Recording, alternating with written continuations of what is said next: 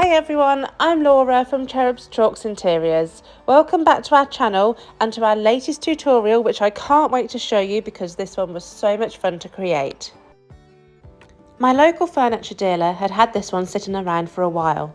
Can you believe that nobody else wanted it, so he let me have it for cheap? It's a gorgeous vintage oak bureau, and I know that it's just beautiful in its original state, but I wanted to give it a rustic farmhouse vibe with some neutral chippy style paint.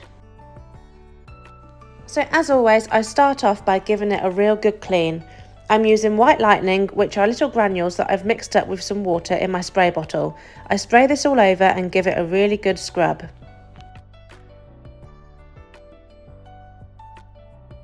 Make sure that you always rinse off with some plain water, as the white lightning can leave a residue which the paint will not adhere to. Now that it's all nice and clean, I'm going to dismantle everything and remove all of the hardware and handles.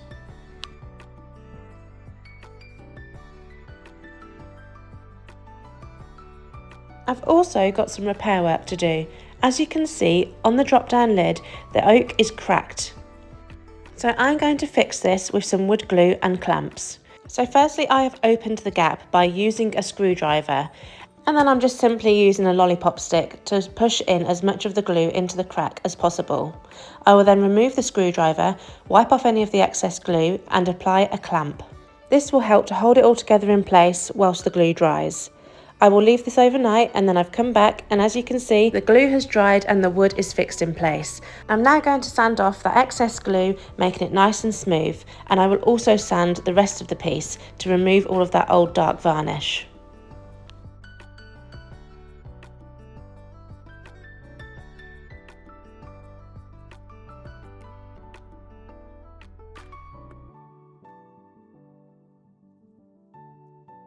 I just love this part where I have to choose all of the products that I'm going to use on the piece.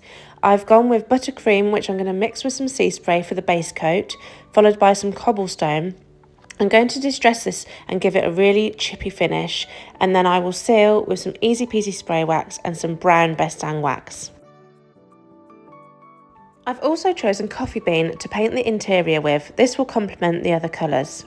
And as its name suggests, this is a rich dark coffee brown. So I'm just going to go ahead and start applying the first coat of coffee bean. This needed 2 coats in total on the interior. And as I said, I'm going to mix up some buttercream with some sea spray. This will be going all over the outside of the bureau, and I want it to be really thick and textured so that I can create that chippy look that I'm going for.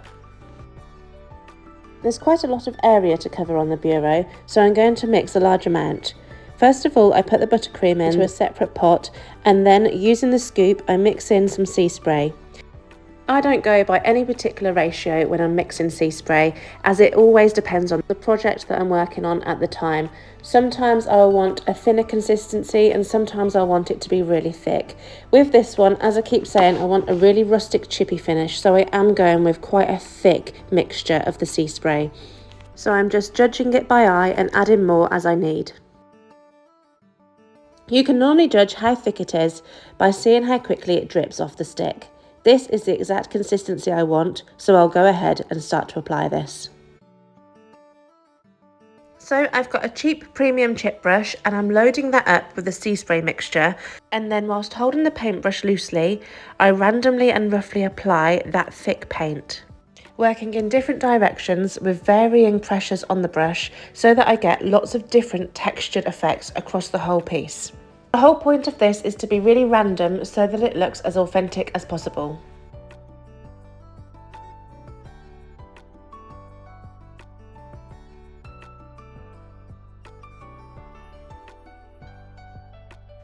Now I've left this to dry overnight, and I've come back and you can see how textured and thick this paint is in some areas. Now this is what we call the ugly stage, so you have to bear with me because it does look a bit messy, but this will all come together for the final chippy result. Now it's time to apply the cobblestone. This is a gorgeous taupe colour, and I've got another premium chip brush and I'm just going to apply this again really quite roughly. It doesn't need to go on smooth. This is going to be sanded back anyway. You just want to get good coverage on there.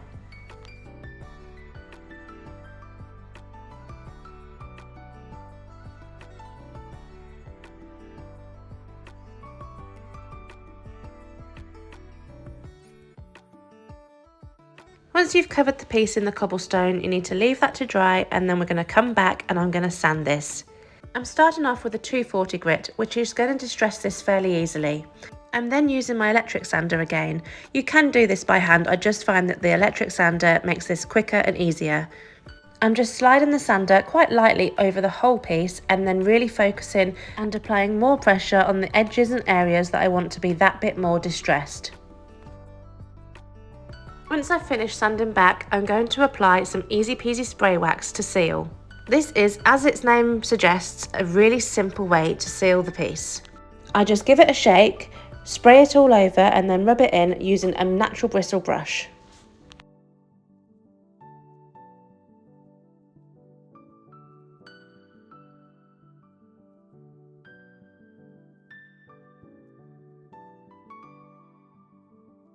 Next up, I'm going to add some age and dimension with the Best Dang wax in brown. This is often my favourite part as it really adds that extra special finishing touch.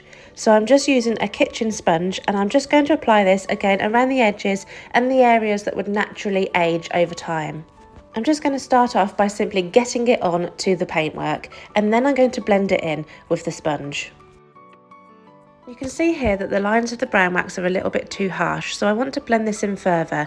So I'm just going to spray on a little bit of the clear wax, and this will help as I continue to shade in with the sponge.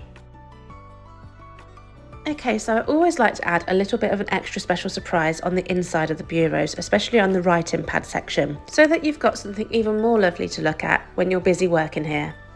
So I've got the stencil in the desired position, I'm getting a small amount of cobblestone on my Best Dang brush, I'm wiping off the excess on a shop cloth and then I'm just going to stipple on all over the top of the stencil. This Best Dang brush is great for stenciling as it's got the large flat surface. Always remember when stenciling that less is more. You just want to apply a small amount of paint each time and you can layer this up as you go if you like. If you apply too much paint in one go, then you're probably going to get bleed through and this will ruin the look of the stencil. Now I'm working in sections as the stencil isn't large enough to cover the whole writing pad. So I let each section dry and then I match up the repeating pattern and continue the stencil design. And again, once I've finished and that has dried, I am going to seal the entire interior using the easy peasy spray wax. Now this is excellent for in all those little cubby holes as they're quite difficult to get into. But they all still need sealing for protection, so you just spray it inside and wipe off the excess. Are you ready to see the final look? Here she is in all of her chippy beauty. The warm chocolate paint on the inside has such an inviting feel. Even I might enjoy doing my admin at this desk. What can I say? I just love this piece. I hope that you like it too, and I hope that this has inspired you to try something new with a chippy paint effect. You can check out more of our videos where we have a variety of different styles, including more rustic farmhouse vibes like this one. If you'd like to be notified when we post our next video, then please subscribe to our channel. And if you'd like to see more of our work on our social media platforms, then you can find us at Cherubs Chalks Interiors. Thank you for watching and I hope you have a great day. Bye for now.